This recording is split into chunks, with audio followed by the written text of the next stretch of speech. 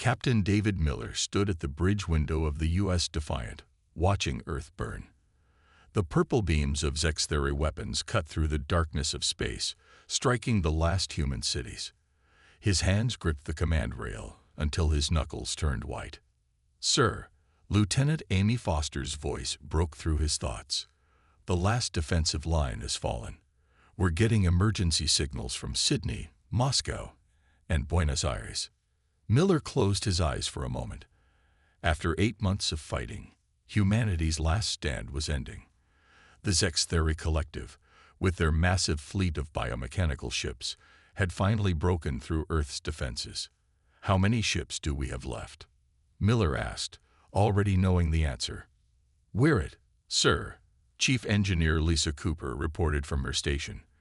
"The Roosevelt and the Churchill were destroyed covering the civilian evacuation.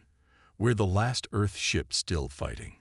The bridge crew of 20 worked in tense silence, each knowing these might be humanity's final moments. The Defiant shuddered as another energy blast struck their shields. Shield strength at 64%. Dr. Robert Hayes called out from the science station. "But I'm reading something strange about their attack pattern. They're not trying to destroy us. They're hurting us." Miller nodded. The Zextheri liked taking prisoners, especially command staff. They would extract every bit of information about human technology and defense capabilities. He had watched the videos of their interrogations. Death was better. "Cooper," he called out, "that experimental jump drive you and Hayes were working on, is it ready?" The chief engineer exchanged looks with the science officer. "Sir, we've only run simulations. The energy requirements could tear the ship apart. And if we stay here, we'll either die or wish we had," Miller said. "How long to get it running?" 10 minutes, Cooper replied. "But sir, we have no idea where it might take us. The calculations for normal space are complex enough. This drive, it could send us anywhere." Another blast rocked the ship. The lights flickered. "Shields at 41%, Foster reported. 5 Zextheri cruisers moving to surround us." Miller straightened his uniform and looked at his crew. 200 of Earth's finest, manning humanity's last warship. He pressed the ship-wide communication button. "All hands, this is the captain speaking. Earth has fallen. We are all that's left of humanity's fleet. The enemy wants to take us alive, but I'm offering another choice. We have an experimental drive that might save us, or might kill us all. I won't order anyone to take this risk. Those who want to evacuate can take the escape pods. You have 5 minutes to decide." He released the button. The bridge crew remained focused on their stations. Nobody moved toward the exits. "Engineering reports ready to start the drive sequence," Cooper announced after a few minutes. "No crew members have taken the escape pods." Miller allowed himself a small smile. "Lieutenant Foster, plot us a course straight through their line. Dr. Hayes, divert all power to forward shields. Cooper, start your drive when I give the word." The Defiant's engines roared to life. The massive ship, nearly a mile long, turned to face the approaching Zextheri fleet. Purple energy beams crisscrossed space around them. "They're broadcasting surrender demands," Foster said. "Send them our reply," Miller ordered. Foster's fingers flew over her console, transmitting the last message humanity would send to the Zextheri. A single extended middle finger encoded in their own communication protocol. "Course laid in," she reported with a grim smile. "Shields ready," Hayes added. "Drive spooling up," Cooper said.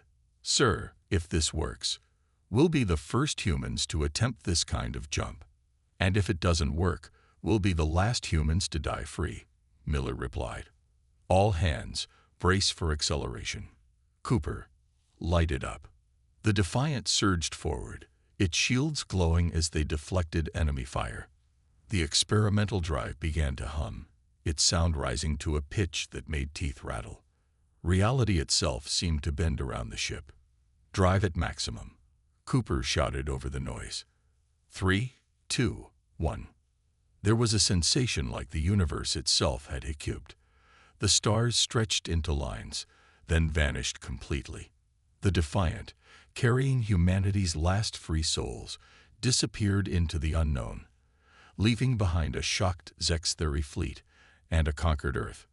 In the darkness between realities, humanity's last ship carried with it something the Zextheri would learn to fear: hope. The U.S. Defiant burst back into normal space with a flash of light. Emergency alarms blared throughout the ship as systems struggled to recover from the experimental jump. "Damage report," Captain Miller called out, pulling himself up from where the jump had thrown him against the command rail. "Hull integrity at 92%. Chief Cooper responded, her fingers dancing across her console. "The drive's hot but holding. Whatever we just did, it worked." Dr. Hayes stared at his readings in disbelief. "Sir, you need to see this." He pushed his screen's display to the main view screen. "According to these readings, we're not just out of Earth's solar system. We're in a completely different galaxy." The bridge crew fell silent. Through the main window, unfamiliar star patterns stretched into infinity. None of the normal navigation beacons were visible. "How is that possible?" Lieutenant Foster asked, trying to get a fix on their position. "The drive didn't just move us through space," Hayes explained, excitement creeping into his voice. "It somehow folded space itself. We traveled further in seconds than humanity has in its entire history." Captain Miller studied the strange stars before them. "Can we get back?" Cooper and Hayes exchanged looks. "Maybe," Cooper said, "but we'll need time to understand exactly what happened. The drive's doing things we never predicted in our simulations." A new alarm suddenly cut through the bridge. "Multiple ships detected," Foster announced, coming in fast from the port side. "Battle stations," Miller ordered calmly. "Shields up. Let's not assume everyone out here is hostile, but let's not take chances either." The approaching vessels were unlike anything they'd seen before.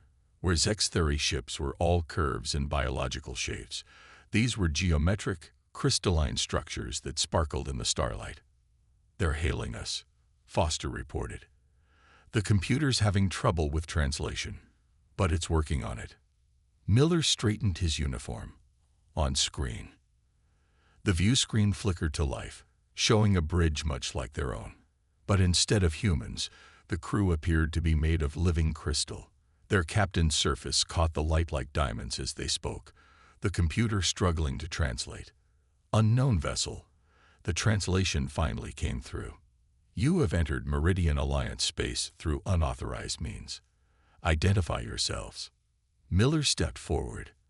"I am Captain David Miller of the U.S. Defiant. We are refugees, you could say. We mean no harm." The crystal being's surface rippled. "Refugees? From where?" "Our sensors indicate your method of arrival was unlike any known form of faster-than-light travel." Before Miller could answer, another alarm sounded. "Sir," Foster called out, "long-range sensors are picking up Zextheri energy signatures. They're distant, but they're here in this galaxy too." The crystal captain's surface turned dark. "You know of the Zextheri?" "We more than know them," Miller replied grimly. "They just conquered our homeworld. We're all that's left of our military." The crystal beings seemed to communicate among themselves through flashes of light. Finally, their captain spoke again. "The Zextheri have been slowly conquering our galaxy, system by system. None can stand against their biotech. But you escaped them." "We did more than escape," Cooper chimed in. "Our experimental drive lets us jump instantly across vast distances. We can appear and disappear faster than their weapons can lock on." More light flickered between the crystal beings. "Perhaps," their captain said slowly, "we should continue this conversation in person. We have a base nearby. If you truly have found a way to outmaneuver the Zextheri." Miller looked at his crew. They had run from Earth with no plan except survival. Now, barely an hour later, they might have found both allies and a purpose. "Lead the way," he told the crystal captain. "I think we have a lot to discuss." As the Defiant followed the crystal ships, Dr. Hayes studied the drive readings with growing excitement. "Captain," he said quietly, "I don't think our jump was an accident. The drive seems to be learning, adapting. Each jump could be more controlled than the last." Miller watched the strange stars pass by. They had lost Earth, but maybe they had found something else. A chance to strike back. The Zextheri thought they had crushed humanity's last defenders. They were about to learn how wrong they were. "Cooper," he called out, "start running those drive simulations again. I want to know everything it can do." The Defiant sailed onward, carrying with it a weapon the Zextheri had never faced. Human ingenuity combined with the determination of those who had nothing left to lose. 3 weeks after their arrival in the new galaxy, the U.S. Defiant emerged from a jump directly behind a Zextheri supply convoy. The massive cargo ships, filled with stolen resources from conquered worlds, never saw them coming. "Target locked," Lieutenant Foster announced from her tactical station. "Their shields aren't even up." Captain Miller nodded. "Fire." The Defiant's main guns lit up space with bright blue energy beams. 2 cargo ships erupted in flames before the convoy even registered the attack. By the time the Zextheri escort vessels turned to fight, the Defiant had already vanished into another jump. "Clean hit," Foster reported as they reappeared 3 systems away. "That's the 4th convoy this week, and we're getting better at it," Chief Cooper added from engineering. "The drive's recovery time is down to just 40 seconds between jumps." The bridge crew had settled into their new role with determination. After meeting with the Meridian Alliance, they had chosen to become what Miller called a persistent nightmare for the Zextheri. Hit-and-run attacks, appearing and disappearing like ghosts, striking where the enemy least expected them. Dr. Hayes looked up from his science station. "Sir, the Meridian Information Network is buzzing. The Zextheri are offering 10,000 credits for any information about us. They're calling us the Phantom Ship." Miller allowed himself a small smile. "Let them chase shadows. Foster, what's our next target?" "The Alliance intel suggests a major fuel depot in the Cygnus sector," she replied. "Heavy guards, but if we time it right." The ship's communication system suddenly lit up. "Captain," Foster interrupted herself, "we're receiving a distress call. A Meridian colony world. They're under Zextheri attack." Miller straightened in his chair. "How far?" "2 jumps away. But sir, it's probably a trap. They must know we're helping the Alliance by now." "Of course it's a trap," Miller agreed. "And we're going to spring it. Cooper, is the drive ready?" "Hot and waiting, sir." "Hayes, do you have those shield modifications ready?" The science officer nodded. "Installed this morning. They won't hold long against a direct hit, but they'll give us a few seconds of surprise." Miller pressed the ship-wide comm. "All hands, battle stations. This is what we've been training for." The Defiant jumped once, then again, emerging high above the Meridian colony. Below them, 3 Zextheri battleships were launching landing craft toward the surface. "They've spotted us," Foster reported. "Multiple weapons locked on." "Send them our calling card," Miller ordered. Foster's fingers flew across her console, transmitting the same message they'd sent during Earth's fall. A single human gesture of defiance encoded in Zextheri format. The enemy ships immediately opened fire. But the Defiant was already moving. The ship vanished, reappearing seconds later beneath the Zextheri formation. Their modified weapons, enhanced with Meridian crystal technology, cut through the first battleship's engines before it could react. "Jump," Miller commanded as return fire filled space where they had been. The Defiant blinked out, emerged from another angle, fired, and vanished again. Each time they appeared, their shots struck with surgical precision. The Zextheri, used to overwhelming their enemies with superior numbers, found themselves fighting a shadow that refused to stay still long enough to die. "Their formation is breaking," Foster reported with satisfaction. "Landing craft are retreating." "One more pass," Miller decided. "Let's give them something to remember us by." The Defiant made its final jump directly above the lead battleship. Every weapon on the ship fired at once, their energy enhanced by the crystal tech. The Zextheri vessel's shields shattered, and its hull split open like a broken egg. "Jump us out," Miller ordered. Standard escape pattern. As they vanished for the last time, leaving the burning wreckage behind, Hayes checked his readings. "Sir, the Meridian Information Networks. The story's already spreading. A single ship taking on 3 battleships and winning. This is going to be everywhere by morning."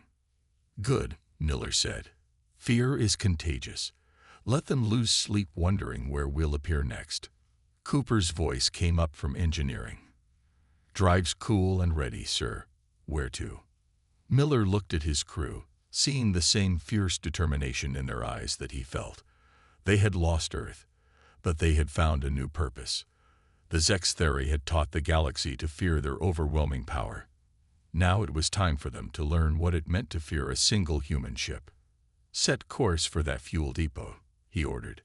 "Let's give them another ghost story to tell." 2 months into their campaign, the Defiant's crew gathered in the ship's main meeting room. The walls displayed images from across the Meridian Alliance, security footage of their attacks, artistic renderings of their ship, and even children's drawings of the phantom that protected their worlds. "The stories are spreading faster than we are," Dr. Hayes said, pointing to his data screen. "Every species in the Alliance has their own name for us now. The Crystal People call us the Swift Blade. The gas giants of Neron call us Star Wraith."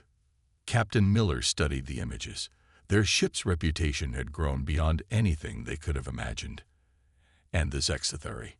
Lieutenant Foster smiled. "They're calling us the Human Terror. Their bounty for information about us has gone up to 50,000 credits. They're also changing their tactics," Cooper added from her seat. "Every supply ship now travels with at least 3 battle cruisers.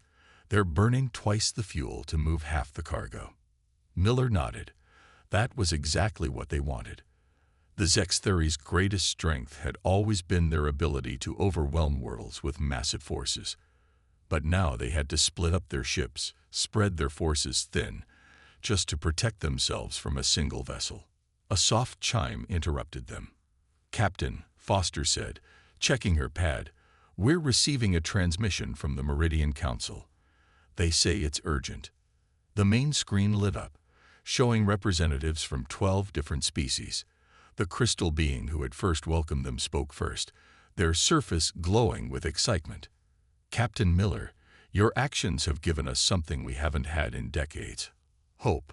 More importantly, you've given us proof that the Zextheri can be hurt." Other council members nodded or flickered in agreement. A tall, gas-filled being spoke next, its words translated by the ship's computer. "We have ships. We have warriors. What we never had was a way to fight them effectively. But your jump drive technology." "We're not sharing our drive technology," Miller said firmly. "It's too dangerous in untested ships." "We understand," the crystal being replied. "But Dr. Hayes has been working with our scientists. They believe they can adapt some of your tactical principles to our own ships." Hayes stood up. "It's true, sir. The Meridians have technologies we never dreamed of. By combining their crystal tech with our combat strategies, we could create a real fighting force." Miller looked at his crew. They had started this journey alone, refugees from a conquered world. Now they had a chance to build something bigger. "There's more," Foster added. 3 Zextheri ships defected last week. Smaller species they had enslaved to crew their vessels. They say our attacks showed them the collective isn't invincible. Cooper raised her hand. "Speaking of attacks, I've made some improvements to our systems. The drive can now handle jumps inside planetary atmospheres." The council members buzzed with excitement at this news. Even Miller raised his eyebrows. Inside atmospheres. That wasn't possible before. "The crystal tech helped stabilize the field," Cooper explained. "We can now appear literally anywhere. Inside their bases, below their shields, even in their landing bays if we want." The crystal being's surface sparkled. "You see, This is why we need you, not just as fighters, but as teachers. Show us how to think like humans, how to fight back." Miller stood up slowly. His crew watched him, waiting for his decision. On the screen, representatives of a dozen species who had lived under Zextheri terror for generations looked at him with hope. "We'll help you fight," he said finally. "We'll train your crews, advise your attacks. But the Defiant stays independent. We need to be free to strike where and when we choose." The council agreed immediately. As they discussed plans, Foster leaned close to Miller. "Sir, incoming report. A Zextheri heavy carrier was just destroyed in the Orion sector. They're blaming us." "But we weren't anywhere near there," Miller said. Foster grinned. "Exactly. They're seeing phantoms everywhere now. 3 different rebel groups are claiming they did it using human tactics." Miller watched his crew working with the council, sharing ideas, making plans. The legend of their ship had grown beyond them. They weren't just fighting the Zextheri anymore. They were teaching an entire galaxy how to fight back. "Send a message to that Orion sector group," he told Foster. "Tell them good hunting. It's time to show the Zextheri that their nightmares are multiplying." The U.S. Defiant hung silently in space, watching as 3 Meridian Alliance ships practiced their attack run. Captain Miller observed from the bridge as the crystal ships tried to copy the Defiant's hit-and-run tactics. "They're getting better," Lieutenant Foster said, tracking their movements. "Still not as fast as us, but much better than last month."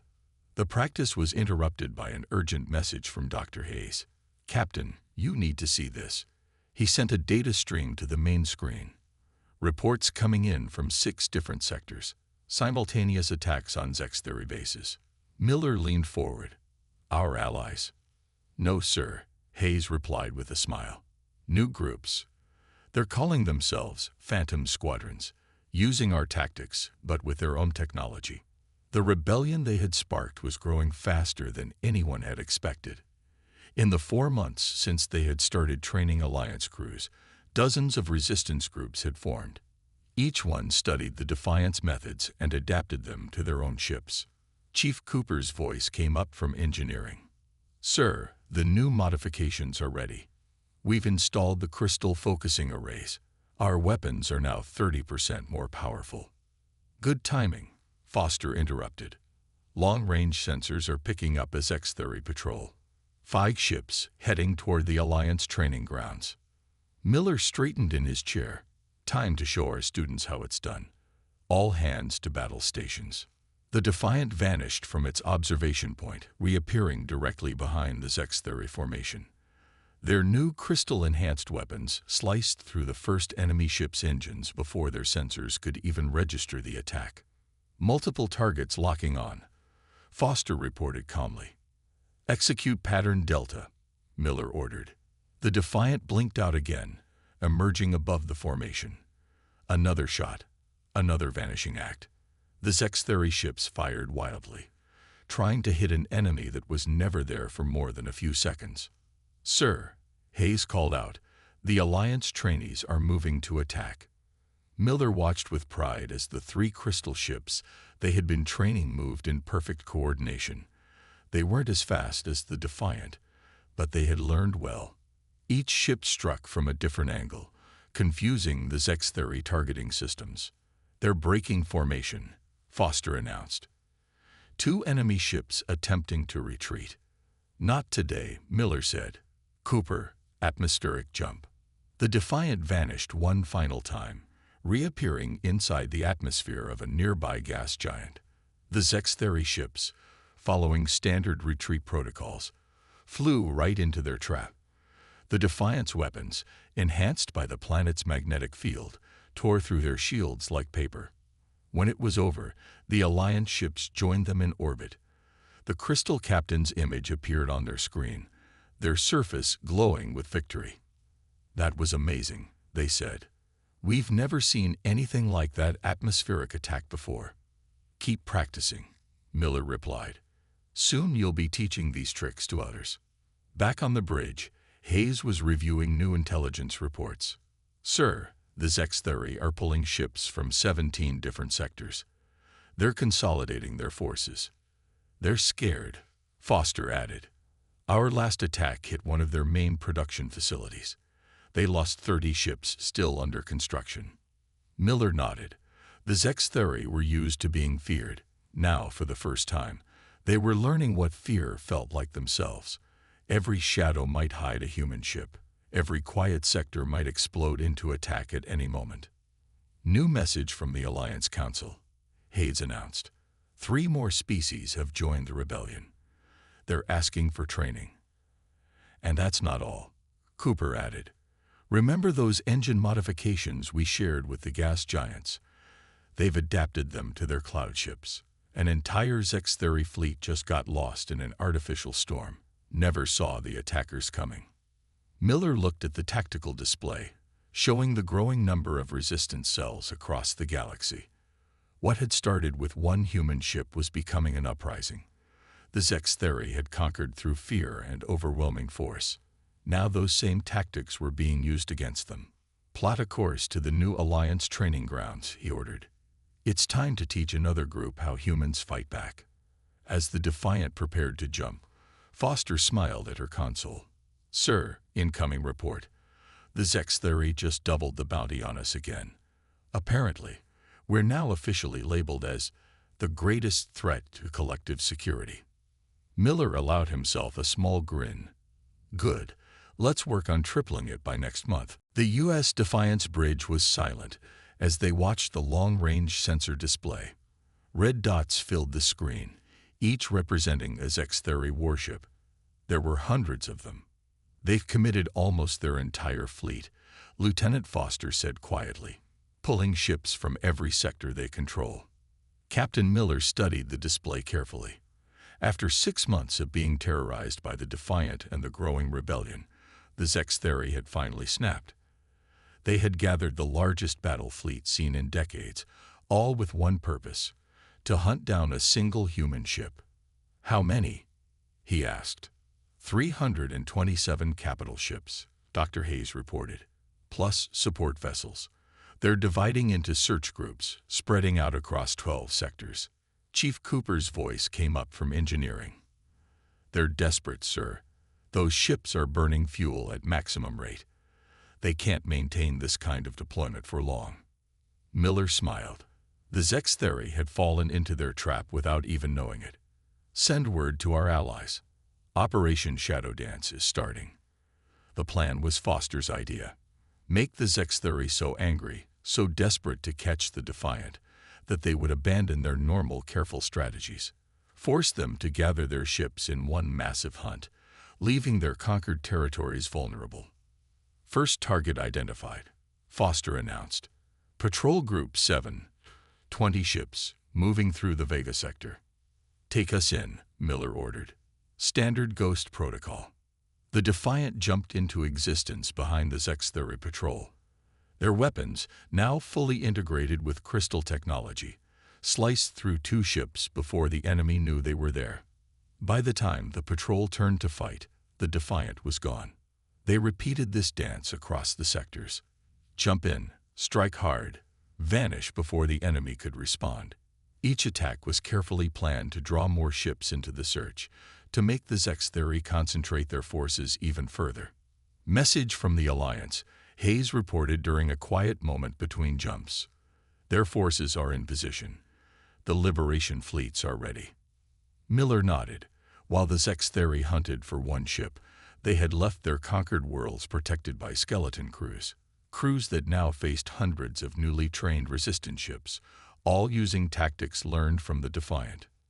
Sir, Foster called out suddenly. 5 Zextheri battle groups converging on our position. They're trying to box us in. Right on schedule, Miller said calmly. Cooper, how's our jump drive? Hot and ready, sir. Those crystal matrices are working perfectly. We can jump twice as far now. Miller pressed the ship-wide comm. All hands, this is the captain. Everything we've done over the past 6 months has led to this moment. The enemy thinks they're hunting us. Time to show them who the real prey is. The Defiant jumped again, appearing in the middle of the largest Zextheri formation. Instead of attacking, they broadcast a message on all frequencies, the same human gesture they had used since Earth's fall, but now amplified with a new addition: coordinates. "They're taking the bait," Foster reported as the Defiant vanished again. "All battle groups are changing course. They think they've found our base."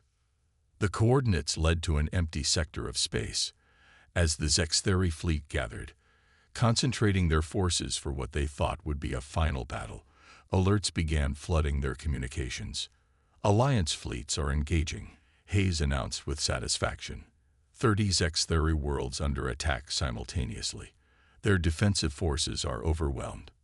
The main screen showed dozens of battles unfolding across the galaxy. Crystal ships, gas cloud vessels, energy beings. Every species the Defiant had trained was striking back. The Zextheri, their fleet gathered in the wrong place, could only watch as their empire began to crumble. "Should we join one of the battles?" Foster asked. Miller shook his head. "Our job isn't done yet. The Zextheri command ship is with that fleet." Cooper plotted jump right into their launch bay. "Sir?" Cooper asked, surprised. "That's extremely risky." "So was running from Earth," Miller replied. "Sometimes the best way to strike fear is to do the impossible. Take us in." The Defiant prepared for its most daring jump yet. They had started this journey alone, refugees from a conquered world. Now they had taught an entire galaxy how to fight back. It was time to show the Zextheri leadership exactly why they had learned to fear a single human ship. The U.S. Defiant materialized inside the massive launch bay of the Zextheri command ship. Alarms blared throughout both vessels as the impossible happened, a human ship appearing in the heart of the enemy flagship. "Multiple hostile contacts," Lieutenant Foster reported calmly. "Their internal defenses are activating." Captain Miller stood at his command station, watching as chaos erupted around them. "Target their power core. All weapons, fire." The Defiant's crystal-enhanced weapons blazed to life inside the confined space.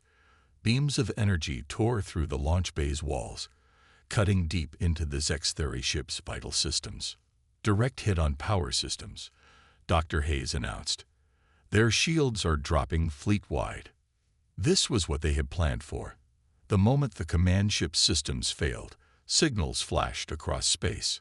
Every Alliance fleet that had been waiting in hiding emerged, surrounding the gathered Zextheri forces. "The enemy fleet is in disarray," Foster reported with satisfaction. "Without commands from their flagship, they're losing coordination."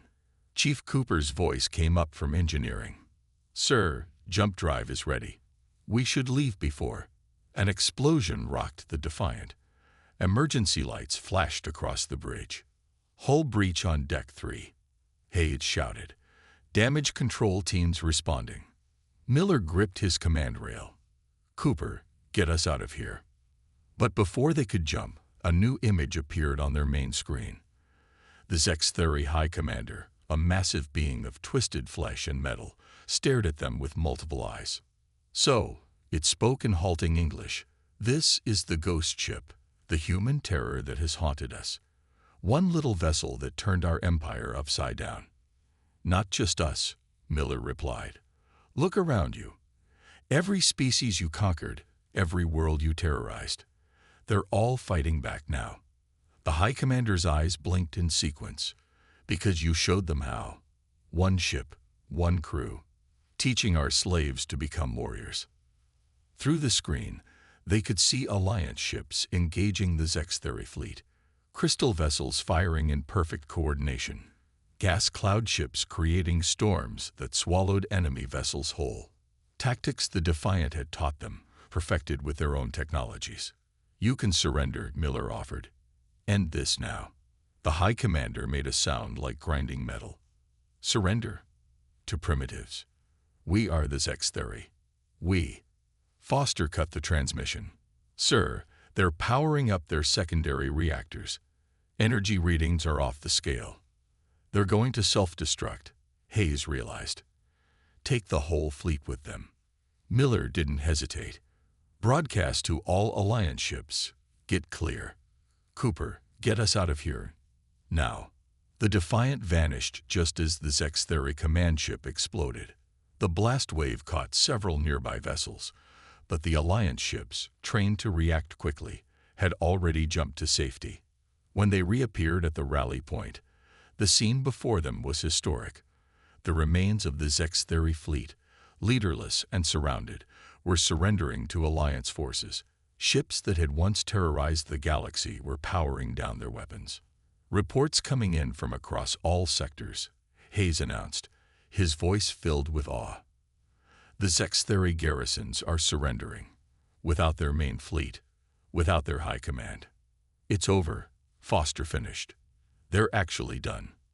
Miller looked at his crew, the last survivors of Earth's fleet, who had become teachers to an entire galaxy. Send word to all Alliance forces. Tell them, he paused, thinking of their journey. Tell them the ghosts send their regards. 3 days later, the Defiant floated above a crystal world, watching as representatives from dozens of species gathered to form a new government. The Alliance would become stronger, united by their shared victory. Message from Earth Sector, Foster reported quietly. Alliance scout ships confirm the Zextheri forces there are withdrawing. They're abandoning all their conquered territories. Miller nodded. Plot a course. It's time to go home. As the Defiant prepared to jump, Hayes looked at his readings one last time. Sir, they're still telling stories about us. Every world in the galaxy has their own version now. The ghost ship that taught them how to fight back. The single human vessel that changed everything. Let them tell their stories, Miller said. But make sure they remember this. It wasn't just one ship that won this war. It was every species learning to stand together, to fight back against tyranny. The Defiant made its final jump, heading toward Earth, leaving behind a galaxy forever changed by a single ship that dared to strike fear across the stars.